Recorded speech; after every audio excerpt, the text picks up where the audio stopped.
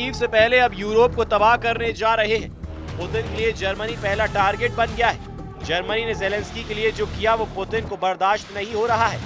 जब पुतिन को युद्ध में जीत दिखने लगी है, तब जर्मनी ने यूक्रेन को सबसे भयानक हथियारों से मदद का ऐलान कर दिया है।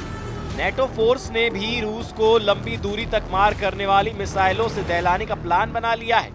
ट्रंप की वॉर डील फ्लॉप होने के बाद रूस यूक्रेन युद्ध का सबसे विस्फोटक एपिसोड अब शुरू हो चुका है। जब पुतिन को दुश्मन ललकारते हैं तो ऐसी तबाही आती है, इतना बारूद बरसता है कि जमीन जलती है, आसमान तक आग लग जाती है।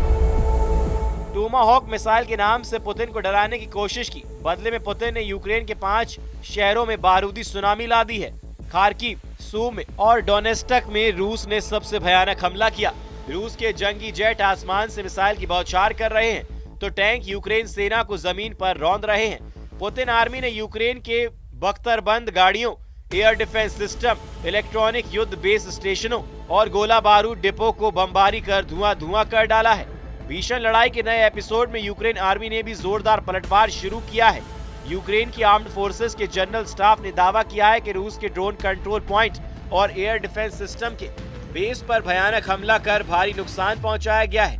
यूक्रेन के हमले में रूस के टैंकों, artillery system, air defence system और टैक्टिकल ड्रोन के चीथड़े उड़ गए हैं। वॉर जोन के बारूदी घमासान के बीच ज़ेलेंस्की के लिए अच्छा सिग्नल ब्रसेल्स से भी आया है, जहां नेटो चीफ मार्क रूटे ने रूस के फाइटर ड्रोन से लड़ने के लिए नए प्लान का ऐलान किया है। मार्क रूटे ने बताया कि नेटो और ईयू रूस के खिलाफ एंटी ड्रोन प्रोजेक्ट पर काम शुरू कर चुके हैं। बहुत जल्द पुतिन की ड्रोन पावर को बर्बाद किया जाएगा। नेटो पुतिन के हथियारों का तोड़ निकाल रहा है तो जर्मनी ने यूक्रेन को युद्ध जीतने के लिए 2 बिलियन यूरो के पैकेज का ऐलान कर दिया है। जर्मनी की मदद से ज़ेलेंस्की को जो हथियार मिलने जा रहे हैं, उनसे पुतिन का दिमाग गर्म होना तय है।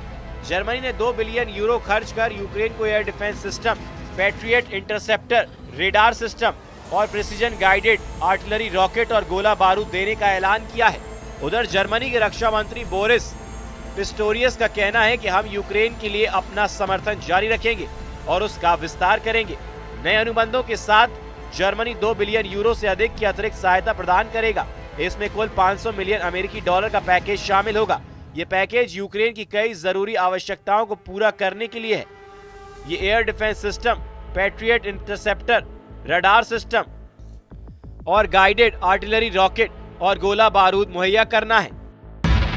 पुतिन से डरकर यूरोपियन यूनियन खुलकर युद्ध में आ गई है, क्योंकि प्रेसिडेंट ट्रंप को अब पुतिन को समझाने का कोई रास्ता नहीं सूझ रहा है। ट्रंप ने अपनी बेबसी को बयां करते हुए एक बार फिर से पुतिन से युद्ध खत्म करने की अपील की है। ट्रंप ने ये तक कहा है कि जिस युद्ध को पुतिन 3 हफ्ते में जीत सकते थे वो अंतहीन युद्ध बन चुका है।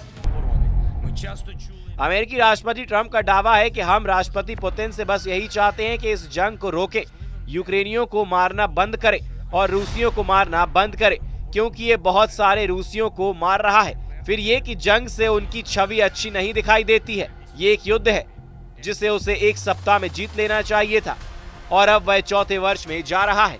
ऐसा नहीं लगता है कि यह बड़ी तथाकथित युद्ध मशीन अच्छा काम कर रही है। प्रेसिडेंट ट्रंप के सभी ऑफर को पुतिन पहले ही ठुकरा चुके हैं, जबकि ट्रंप दावा कर रहे हैं कि 2 महीने पहले उन्होंने वॉर डील फाइनल कर ली थी। ट्रंप पुरानी शर्तों पर पुतिन से युद्ध समझौते की अपील कर रहे हैं। साथ ही पुतिन के खिलाफ गुटबाजी भी तेज कर चुके हैं। तुर्की के राष्ट्रपति एर्दोआन को रूस यूक्रेन युद्ध रुकवाने का टेंडर देकर ट्रंप ने एक नया ट्विस्ट भी ले लिया है। हालांकि ट्रंप के ऐलान कुछ ही देर बाद पुतिन ने करारा जवाब दिया है। मॉस्को में पुतिन ने तुर्की के सबसे भरोसेमंद लीडर का ग्रैंड वेलकम कर ट्रंप को शॉक दे दिया है। सीरिया के राष्ट्रपति अहमद अल शरा ने पुतिन से मॉस्को में मुलाकात की है। दोनों नेता पहली बार आमने सामने आए हैं। पुतिन ने जिस अंदाज में कमांडर जुलानी उर्फ अहमद अल शरा की तारीफ की है, उससे ट्रंप को करंट लग गया है। सीरिया के राष्ट्रपति अहमद अल शरा की असल पहचान कमांडर जुलानी की है, जिन्होंने सीरिया में बशर अल असद की सत्ता को उखाड़ फेंका है। बशर अल असद वो है जिन्हें पुतिन की पसंद माना जाता है। ताज्जुब ये है कि अब भी बशर अल असद पुतिन की ही शरण में है, फिर भी उन्होंने अहमद अल शरा को अपने पाले में ला खड़ा किया है। पुतिन के इस दाव से ट्रंप के साथ तुर्की के राष्ट्रपति एर्दोआन के भी होश उड़ गए हैं। कमांडर जुलानी से पुतिन ने कई गारंटी भी ले ली है। सीरिया में रूस के सैन्य अड्डे दोबारा जल्द ही एक्टिवेट होने वाले हैं। साल 2017 में रूस और सीरिया के बीच एक समझौते पर हस्ताक्षर हुआ था, जिसके तहत सीरिया ने 49 सालों के लिए तारतुस और खमाइमिम में रूस को सैन्य अड्डा की इजाजत दे दी थी। ये समझौता साल 2066 तक का है।